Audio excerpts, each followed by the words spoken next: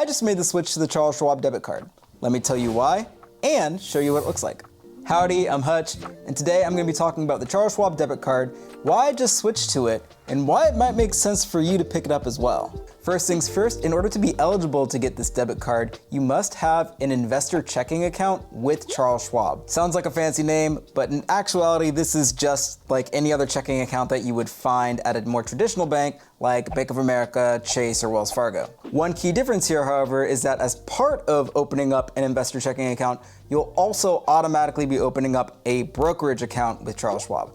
This is because of the way that their accounts interact with one another, the idea being that you can take any money that you have within your investor checking account and immediately invest it into your brokerage account without any sort of delay transferring between the two accounts. Same thing with if you are trying to pull money out of that brokerage account into your checking account, it just gets rid of the delay. These accounts are totally free to set up. There's no monthly balance, no minimum fees, nothing. All you need to do in order to receive the debit card is fund your investor checking account once it's set up. Once you fund your account, all you have to do is wait a couple of days for Charles Schwab to send out the debit card. This is what the Charles Schwab debit card looks like. It's funny because when I first look at this card, like especially on the website, I almost immediately think of like the Amex Platinum as far as like just the color and how it looks, but it is very much not a metal card. So even though it looks like it could be a cool little metal card, it's not. It's very plastic. You can see a comparison of the different types of debit cards. Charles Schwab, I think, for its simplistic metal view, just looks a lot sleeker. Here's one more comparison so that you can see what the Charles Schwab Bank debit card looks like next to the Bank of America debit card and the Ally Checking debit card.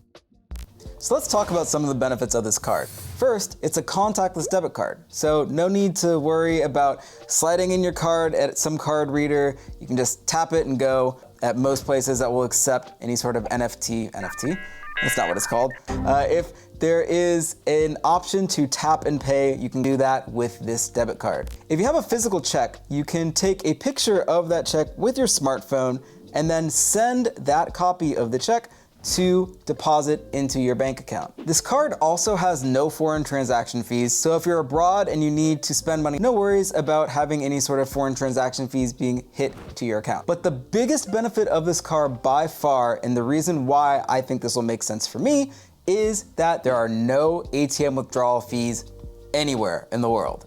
Anywhere. This is a game changer for international travel.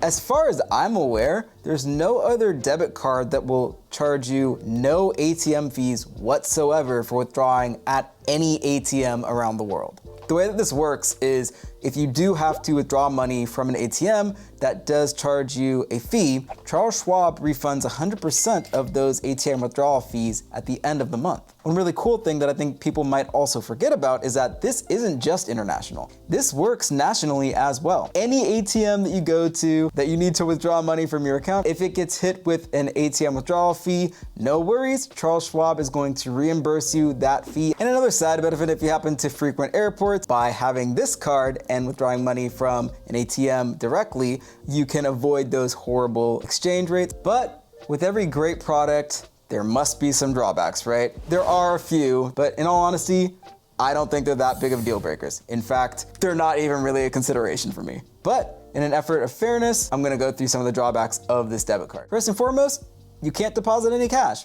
Yeah, Charles Schwab doesn't have any physical locations, at least that I'm aware of, so there are no Charles Schwab ATMs. That's unfortunate, but also there are pretty easy workarounds here. So what you can do is have a checking account at a traditional bank that has ATMs that you can deposit cash into. Deposit cash into that bank's ATM, and then with your Charles Schwab investor checking account, withdraw the money from your traditional bank into your account. That's one workaround, and the wait time is pretty much non-existent, so I don't really care so much that I can't make a physical deposit directly with Charles Schwab. The other weird drawback, just for full disclosure here, the Charles Schwab app is pretty ugly. Like, no, I think it could use a UX redesign. It is not super intuitive when you open the app.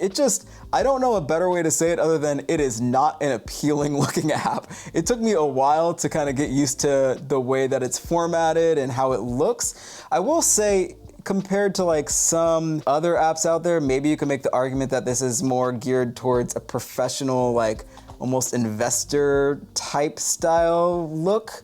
I find it ugly personally. There is a workaround to this that I kind of discovered later on. You can actually switch the view of the app to a more tiled view. I think this kind of makes it a little bit more pleasing to look at. So if you're about aesthetics and that's what you actually care about, since you're gonna be interacting mostly through the app or the website, then yeah, maybe this won't be for you. It's bad. Charles Schwab, if you're watching this, I don't know why you'd be watching this first of all, but if you are watching this, please get on that. It's a struggle. But if you can put aside the aesthetics of the app, the actual usefulness of the debit card itself, phenomenal. And this brings me to why I decided to make the switch to the Charles Schwab Debit Card. The way that I plan to use this is primarily for international travel. At a minimum, I plan to vacation or travel internationally at least once a year. And while I'm abroad, I want the peace of mind knowing that if I need to get any sort of cash, whether it be US dollars or the currency of the country that I'm in, I can do so at any sort of ATM without worrying about any sort of fees, knowing that it'll be reimbursed at the end of the month. We all have one of those stories of needing to grab cash from that one random gas station at night, or that shady looking store that just happens to have one of those machines in the corner that maybe looks a little jank, but also you need the cash, so you kind of risk it anyway. If you're ever in one of those situations and you're worried about getting hit with that $10 withdrawal fee, this card's got you covered, you'll get reimbursed, no worries. And then the second reason why this card makes sense for me is the brokerage account. I already use Charles Schwab as my investing platform for my Roth IRA. And now also having a brokerage account with Charles Schwab, it might just make sense for me to start using them for any sort of individual stock investment that I decide to do. Now for full disclosure, I have a couple of different platforms that I use for investing. I use Fidelity mainly for my retirement accounts, as well as some rollover IRAs that I have from previous companies. I also use Fidelity currently as my taxable brokerage, but I already had Charles Schwab as a Roth IRA account from a previous employer. I just never switched it over to consolidate it down into Fidelity. And to be completely honest, I kind of like having that account at Charles Schwab, mainly because of other reasons, one being the Charles Schwab Platinum Card. And I think that having that account already over there, now having this checking account and also an open brokerage account for free, I might just use this opportunity as a way to invest in individual stocks or stocks that kind of fall outside of my normal investing plan at Fidelity. This might be more risky stock picks. I'm not expecting these to do well, and they also will make up a very, very, very small percentage of my total investments. We're talking maybe at most 1% to 2%. And the great thing about having these two accounts is that I'll be able to transfer any sort of additional money that I have sitting in this checking account directly into investing in the brokerage. Maybe I'll invest in the next Tesla. Probably not, but you never know. That's it for me. Hope you found this video useful, and hey, thanks for hanging out.